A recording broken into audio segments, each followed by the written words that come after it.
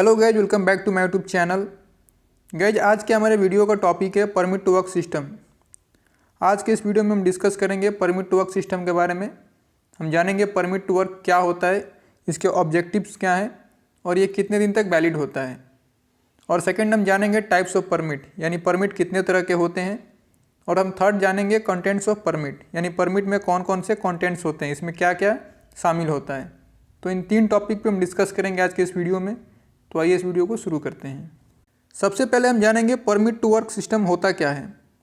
तो permit to work एक safe system of work का पार्ट है और ये एक डॉक्यूमेंटेशन प्रोसीजर है। परमिट टू वर्क एक रिटन रिकॉर्ड है, आप कह सकते हैं कि डॉक्यूमेंट है, जो कि आपके क्लाइंट द्वारा इशू किया जाता है। जो भी आपके क्लाइंट में ऑथोराइज्ड पर्सन होते हैं वो परमिट इशू करते हैं। जैसे कि आप जब भी कोई काम शुरू करने जाते हैं अपने साइट पे, तो आप अपने क्लाइंट से परमिशन लेते हैं कि हम ये काम कैरी आउट करने जा रहे हैं इतने समय के लिए। तो आपका क्लाइंट एक पेपर फॉर्म में एक परमिट इशू करता है, जो भी आप लोकेशन के लिए जॉब करने जा रहे हैं उस लोकेशन के लिए, और एक फिक्स्ड पीरियड ऑफ टाइम में। यानी ऐसा नहीं है कि परमिट आपको मिल गया तो आप महीनों तक काम कर सकते हैं। उसका एक ड्यूरेशन होता है, एक लिमिटेशन होता है, उसी समय तक आप वो काम कर सकते हैं। तो आपके साइट पे जो भी साइट इंजीनियर है या साइट इंचार्ज है, वो अपने क्लाइंट से एक पेपर फॉर्म में परमिट लेता है, एक रिटन रिकॉर्ड लेता है कि हम ये काम करने जा रहे हैं और इस काम के लिए हमें परमिशन चाहिए। तो जो भी आपके क्लाइंट होते हैं उस पेपर फॉर्म में अप्रूव करके उस परमिट को आपको इशू करते हैं कि हाँ आप ये काम कर सकते हैं इतने समय के लिए। तो ये परमिट टू वर्क होता है। नेक्स्ट हम जानेंगे परमिट टू वर्क का ऑब्जेक्टिव क्या है, यानी इसका उद्देश्य क्या है। हम परमिट टू वर्क क्लाइंट से क्यों रिक्वेस्ट करते हैं और क्लाइंट अपने कॉन्ट्रैक्टर्स को परमिट टू वर्क क्यों इशू करता है। तो सबसे पहला है to highlight the responsible person. जितने भी रिस्पॉन्सिबल पर्सन हैं उनको हाईलाइट करते हैं परमिट के थ्रू, क्योंकि जब भी हम परमिट रिक्वेस्ट करते हैं तो उसमें आपका साइट इंजीनियर, क्लाइंट के आपके फील्ड इंजीनियर, ऑथराइज पर्सन, ये सारे इन्वॉल्व होते हैं परमिट में। तो इससे पता लगता है कि ये पर्सन रिस्पॉन्सिबल है इस एक्टिविटी के लिए। अगर इसमें कुछ भी होता है, कोई भी एक्सीडेंट होता है या कोई भी फॉल्ट होता है, तो इनकी रिस्पॉन्सिबिलिटी है। नेक्स्ट है टू आइडेंटिफाई द हैजर्ड। काम में क्या क्या रिस्क है, क्या क्या हैजर्ड है, जो भी एक्टिविटी करने जा रहे हैं उसमें क्या क्या हैजर्ड्स हैं, ये उसमें हम पता लगाते हैं। जब भी हम परमिट फिल करते हैं, परमिट का फॉर्म भरते हैं, तो उसमें देखते हैं कि आपके साइट पे क्या क्या हैजर्ड्स हैं, तो आपके परमिट में मेंशन होता है। तो इससे ये पता लगता है कि जो भी हम काम करने जा रहे हैं उसमें क्या क्या हमें खतरा है और क्या क्या प्रिकॉशन लेना है। तो जब हम हैजर्ड को फाइंड करते हैं तो हम हैजर्ड को मिनिमाइज़ भी करते हैं, यानी जो भी कंट्रोल मेजर से वो अप्लाई करते हैं तभी हमें परमिट मिलता है। तो इससे फ़ायदा ये होता है कि जो भी हैजर्ड से वो कंट्रोल हो जाते हैं और अपना जो काम है वो सेफली चलता है। तो ये तीन रीजन से, तीन ऑब्जेक्टिव्स हैं परमिट टू वर्क का। नेक्स्ट हम जानेंगे टाइप्स ऑफ परमिट, यानी परमिट कितने तरह के होते हैं। इसे लेके काफ़ी लोग कन्फ्यूज रहते हैं।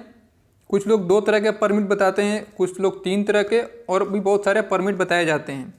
लेकिन जो मेन आपका परमिट का फॉर्मेट है, जो पार्ट है, वो 2 ही तरह का है। सबसे पहला है आपका कोल्ड वर्क परमिट और नेक्स्ट है आपका हॉट वर्क परमिट। मेनली यही 2 तरह के परमिट होते हैं। जब भी आपसे कोई इंटरव्यूअर आपसे इंटरव्यू में पूछता है तो आप ये 2 ही तरह के परमिट बताएं। कोल्ड वर्क और हॉट वर्क क्या होता है ये आप सभी जानते हैं। ऐसा कोई भी एक्टिविटी जिसमें किसी भी तरह का फायर का चांसेस ना हो, कोई किसी भी तरह का आर्क, फ्लैश, हीट, टेम्परेचर ये जनरेट ना होता हो, वो आपका कोल्ड वर्क आता है। और जिस एक्टिविटी में फायर के चांसेस हो, फायर रिस्क हो, फ्लेम निकलता हो, हीट निकलता हो, टेम्परेचर निकलता हो, वो आपका हॉट वर्क होता है। तो कोल्ड वर्क परमिट में आपका आ जाएगा एक्सकवेशन, स्काफोल्डिंग, क्योंकि ये सारे एक्टिविटीज़ में किसी भी तरह से स्पार्क, फ्लेम या फायर के चांसेस नहीं होते हैं। तो इस तरह के परमिट को हम कोल्ड वर्क परमिट बोलेंगे। इसके कलर कोड भी होते हैं। कोल्ड वर्क परमिट का आपका येलो कलर होता है और हॉट वर्क परमिट का आपका रेड कलर होता है। हॉट वर्क परमिट में आपका आ जाएगा welding, grinding, gas cutting, hot typing, यानी ऐसा कोई भी एक्टिविटी जिसमें स्पार्क, फ्लेम, हीट जनरेट होता हो। तो इस तरह के परमिट को हम हॉट वर्क परमिट बोलेंगे। अभी क्या है, कुछ कुछ कंपनीज में जो हाई रिस्क एक्टिविटी होता है, जैसे कि आपका लिफ्टिंग हो गया, कन्फाइंड स्पेस हो गया, अदर कोई भी एक्टिविटी जिसमें हाई रिस्क है, तो इस तरह के परमिट को भी हॉट वर्क में कंसीडर करते हैं। कुछ कंपनीज में अलग अलग इस तरह के रूल हैं, तो जहाँ जैसे फॉलो होता है आपको वहाँ उसे फॉलो करना है। तो मेनली आपके 2 तरह के हो गए, कोल्ड वर्क और हॉट वर्क। और हॉट वर्क में किसी किसी कंपनी में जो हाई रिस्क एक्टिविटी के जॉब हैं वो भी इंक्लूड किए जाते हैं। उनके लिए आपको हॉट वर्क परमिट लेना होता है, रिक्वेस्ट करना होता है अपने क्लाइंट से। तो ये 2 तरह के परमिट है जो मैंने आपको बता दिए हैं। नेक्स्ट एंड लास्ट अपना टॉपिक है कंटेंट्स ऑफ परमिट, यानी परमिट में क्या क्या कंटेंट्स होते हैं, इसमें आपको फॉर्मेट में क्या क्या देखने को मिलेगा। तो किसी कंपनी में आप काम कर रहे हो, किसी भी तरह का फॉर्मेट हो परमिट का, आपको उसमें देखने को मिलेगा लोकेशन, यानी जिस साइट पे भी आप काम करने जा रहे हैं, जिस लोकेशन पे, उस लोकेशन का आपको नाम उसमें मेंशन करना होगा।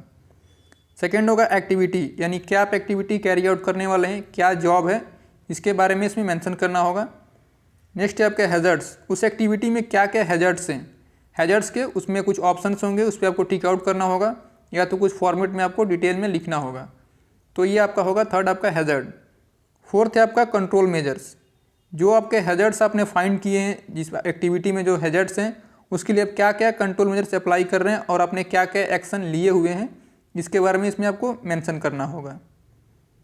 फिफ्थ है आपका परमिट रिक्वेस्टर का सिग्नेचर होगा, जो भी परमिट रिक्वेस्ट कर रहा है, परमिट क्लाइंट से मांग रहा है, उसका नाम मेंशन होगा, उसका सिग्नेचर मेंशन होगा। नेक्स्ट है इशूअर, यानी जो भी परमिट इशू कर रहा है, क्लाइंट के थ्रू परमिट इशू किया जाएगा, तो जो भी ऑथराइज्ड पर्सन है उसका आपका इसमें सिग्नेचर होगा, नेम होगा। नेक्स्ट है फील्ड इंजीनियर, जो भी आपके फील्ड इंजीनियर हो गए, इसमें इसका सिग्नेचर होगा, नाम मेंशन होगा। अभी बात कर लेते हैं वैलिडिटी के बारे में, यानी कितने दिन तक एक परमिट वैलिड होता है। तो कुछ लोग बोलते हैं कि 1 हफ्ते के लिए, कुछ 1 मंथ के लिए। तो ऐसा है कि अलग अलग कंपनीज में अलग अलग प्रोसेस फॉलो किया जाता है, अलग अलग रूल्स हैं। कहीं कहीं पे परमिट 1 हफ्ते के लिए वैलिड होता है, एक बार आपने परमिट ले लिया, उस परमिट पे आप 1 हफ्ते तक काम कर सकते हैं। अगर आपके जॉब में किसी भी तरह का चेंजेस नहीं किया गया है, कोई नया इक्विपमेंट इन्वॉल्व नहीं किया गया है, तो उसके साथ साथ आपके उसमें एक्सटेंशन शीट होता है, यानी आपने 1 हफ्ते का परमिट तो ले लिया, लेकिन डेली डेली आपको साइन कराना होता है, डेली उसको अपडेट कराना होता है, रिन्यूअल कराना होता है। नेक्स्ट होता है कि कहीं कहीं पे डेली न्यू परमिट ही इशू किया जाता है, यानी उसमें कोई भी एक्सटेंशन फॉर्म नहीं होता है, आपको डेली परमिट चेंज करना होता है। तो इस तरह के अलग अलग रूल्स हैं, कहीं पे कुछ है, कहीं पे कुछ है। तो आपको ये देखना है कि आपके साइट पे क्या फॉलो किया जा रहा है। गाइज, आज के हमने सेशन में जाना परमिट टू वर्क सिस्टम के बारे में।